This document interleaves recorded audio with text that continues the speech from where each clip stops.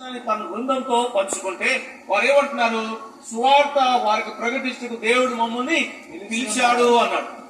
దేవుని చేత ఎందుకు పిలువబడ్డాము అనే విషయాన్ని జ్ఞాపకం చేసుకుంటున్నారు కదా. సువార్త ప్రకటించుటకు పిలువబడిన వారము, సువార్త ప్రకటించుటకు దేవుడు మనం పిలిచాడు అంటున్నారు.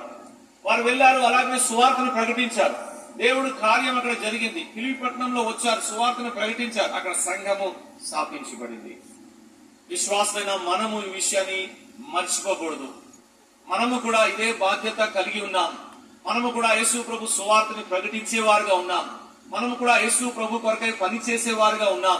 మనము కూడా యేసు ప్రభు యొక్క బోధని ఇతరులకి అందించేవారుగా ఉన్నాం.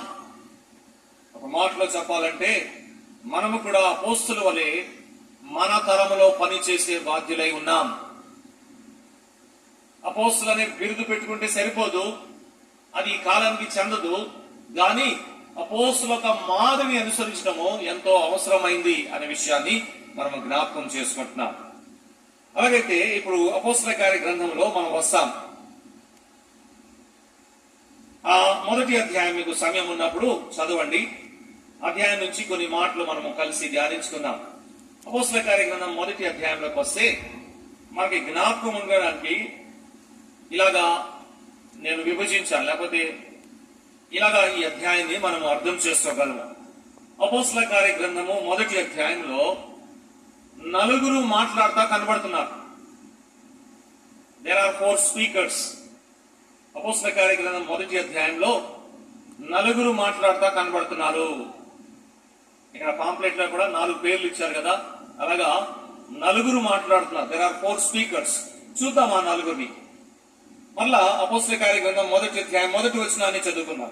ఓ థియోఫిలా, యేసు తాను ఏర్పరచుకున్న అపోస్తలులకు పరిశుద్ధాత్మ ద్వారా ఆజ్ఞాపించిన తర్వాత ఆయన పరమునకు చేర్చుకునబడిన దినం వరకు ఆయన చేయుటకును బోధించుటకును ఆరంభించిన వాటన్నిటిని గూర్చి నా మొదటి గ్రంథం ఆ నా అనే మాటని అండర్లైన్ చేసుకోండి, లేకపోతే సర్కిల్ చేసుకోండి.